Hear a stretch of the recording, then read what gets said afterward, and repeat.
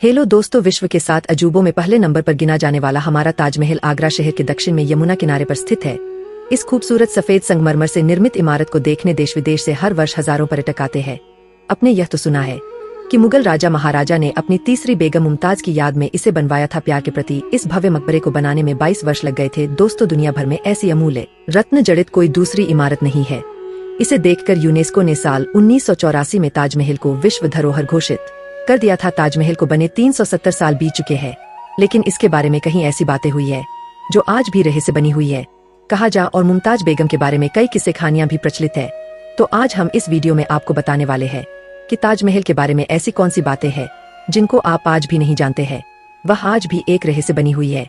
ऐसी कई मिस्ट्रीज बताएंगे जिसे जानकर आप चौंक जाएंगे। तो हेलो दोस्तों, हमारा वीडियो आपको पसंद आता है तो इसे शेयर जरूर करिएगा। दोस्तों, आप सभी ने यह तो सुन रखा है कि ताजमहल को शाहजहां ने अपनी बेगम मुमताज की याद में साल 1653 में बनाया था, लेकिन आपने यह कभी नहीं सोचा होगा कि जिस समय ताजमहल को बनाया गया था उस समय बिना सीमेंट और बिना मशीनों के इतनी भव्य इमारत बनाना कैसे संभव हुआ। तो जानते हैं इसके निर्माण की कहानी। दोस्तों, हमारे देश पर 1628 से लेकर 1658 तक मुगल बादशाह शाहजहां का शासन था। शाहजहां की तीसरी पत्नी मुमताज से उनको बहुत ही ज्यादा लगाव था। मुमताज का पूरा नाम अर्जुमंद बानो बेगम था। 17 जून 1631 को अपनी चौथी संतान को जन्म देते समय मुमताज की मृत्यु हो गई थी। इससे शाहजहां बहुत दुखी हुए थे। वे अपनी बेगम की याद में ऐसा भव्य मकबरा बनाना चाहते थे कि विश्व में दूसरा कहीं न हो। इसके लिए उन्होंने कई देशों से नामचीन कारीगरों को बुलाकर आगरा में यमुना नदी के किनारे ताजमहल का निर्माण शुरू करवाया।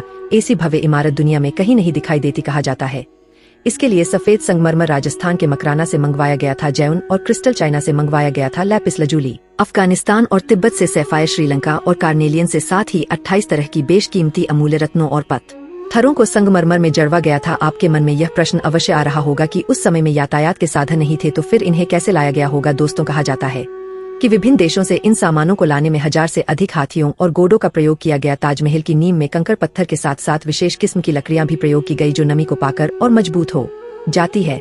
इसलिए तो यमुना के किनारे रेतीली जमीन में आज भी ताजमहल उसी मजबूती के साथ खड़ा है।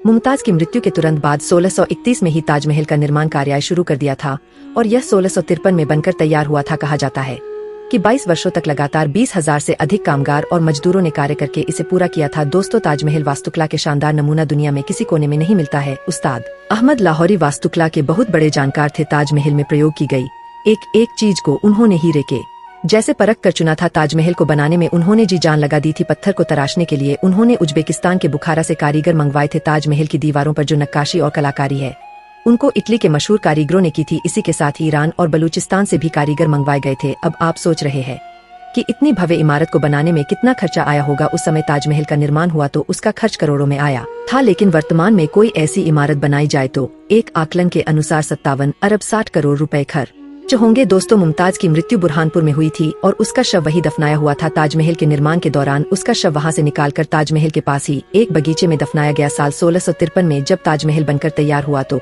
उसकी मुख्य गुंबद के नीचे मुमताज का शव कब्र बनाकर दफनाया गया। शाहजहां ने ताजमहल की खूबसूरती पर अपना पूरा खजाना ही खाली करवा दिया। इस बीच उसी के ही बेटे औरंगजेब ने आगरा पर हमला करके अपने पिता शाहजहां को कैद कर लिया और शासन अपने हाथों में ले लिया। जब शाहजहां उनकी अंतिम इच्छा पूछी गई तो उन्होंने कहा कि मुझे ऐसी जगह पर कैद रखा जाए जहां से मैं ताजमहल को अच्छी तरह से देख सकूं। उनकी इस ख्वाहिश को पूरी कर दी गई और शाहजहां कैद में रहते हुए निरंतर ताजमहल को ही देखा करते। साल 1666 में उनकी वही मृत्यु हो गई और उनको भी मुमताज की कब्र के पास ताजमहल में ही दफना दिया गया। तो सन 1857 की क्रांति में अंग्रेजों ने ताजमहल को बहुत अधिक नुकसान पहुंचाया। अंग्रेजों ने इसमें जड़े बेशकीमती रत्नों को खुदवा करके निकलवा लिया और इसके मुख्य गुंबद में लगाया गया बहुत सारा सोना भी निकल कर ले गए। इसके बाद 1898 में ताजमहल का पुनः संरक्षण में आया तो इसके गुंबद कहाँ से का लगाया गया, कहाँ से का लगाया गया, कहाँ से का लगवाया गया।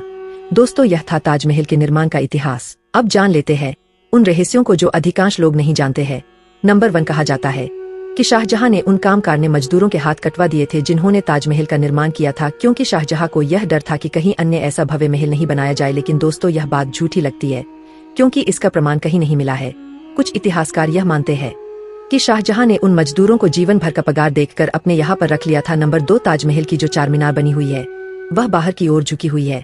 इनको जानबूझकर ऐसा बनाया गया है क्योंकि भूकंप आदि के समय यह गिरे तो भी मुख्य मकबरे को कोई नुकसान नहीं पहुंचे। नंबर 3, वर्तमान में हम जो भाग ताजमहल का देखते हैं असलियत में वह ताजमहल का पिछला हिस्सा है। इसका मुख्य भाग तो यमुना नदी की तरफ है जहाँ से शाहजहां नदी के रास्ते आकर प्रवेश किया करते थे। नदी के किनारे एक चबूतरा स्थित है जो समय के साथ लुप्त हो गया। इसी चबूतरे से राजा और शाही परिवार के सदस्य ताजमहल में आया करते थे। नंबर 4 कुतुब मीनार की ऊंचाई सबसे अधिक मानी जाती है, लेकिन आप यह सुनकर के हैरान रह जाएंगे कि ताजमहल की ऊंचाई कुतुब मीनार से भी अधिक है। कुतुब मीनार 72.5 मीटर ऊंचा है, जबकि ताजमहल की ऊंचाई 73 मीटर है। नंबर 5 दोस्तों, शोधकर्ताओं ने ताजमहल पर कई शोध किए। उनका मानना है कि ताजमहल के नीचे 1000 से भी ज्यादा कमरे हैं। उनका यह भी कहना है कि ताजमहल जितना ऊंचा बनाया गया है उतना ही जमीन के अंदर गहराई में बनाया गया है। नंबर 6 दोस्तों, पहले के समय में किलों में सुरंग बनाकर कहीं गुप्त रास्ते बनाए जाते थे, उसी प्रकार ताजमहल में भी एक गुप्त रास्ता बनाया गया जो कहीं और निकलता था, लेकिन अन्य तहखानों के जैसे इसके भी रास्ते को बंद कर दिया गया था। नंबर 7 ताजमहल के इस रहस्य को जान करके आपको और हैरानी होगी कि ताजमहल दिन के समय के अनुसार रंग बदलता है। सुबह देखने पर यह गुलाबी दिखता है, शाम को दूधिया सफेद, चांदनी रात में सुनहरा दिखता है। नंबर 8 दोस्तों, ऐसा भी कहा जाता है कि ताजमहल के निर्माण के समय भूत और जीन ने इसकी नींव नहीं रखने दे रहे थे। मजदूर कई बार नींव को रखते, लेकिन वे इसे ध्वस्त कर देते और कारीगरों को डराकर भगा देते थे। इससे निजात पाने के लिए शाहजहां ने अरब से पीर हजरत अहमद बुखारी को बुलाया और उन्होंने कलमे आदि पढ़े और शाहजहां के हाथों नींव रखवाई, तब निर्माण शुरू हो सका। नंबर 9 कुछ लोगों का यह भी मानना है कि ताजमहल से पहले वहां पर एक हिंदू मंदिर था जो कि तेजोमहल के नाम से जाना जाता था। बाद में इसे ताजमहल का रूप दे दिया गया, लेकिन दोस्तों सच्चाई क्या है इसके बारे में किसी को नहीं पता है।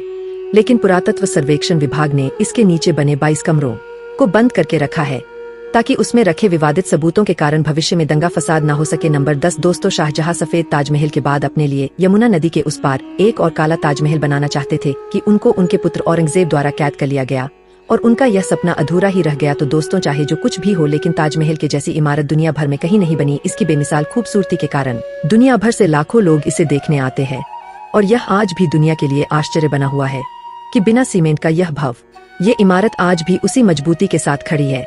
तो दोस्तों, कैसी लगी मोहब्बत के प्रतीक ताजमहल के रहस्य से भरी कहानी? हमें कमेंट के माध्यम से जरूर बताएं और इस तरह से इंटरेस्टिंग वीडियो देखने के लिए आप हमारे चैनल को सब्सक्राइब करें। धन्यवाद।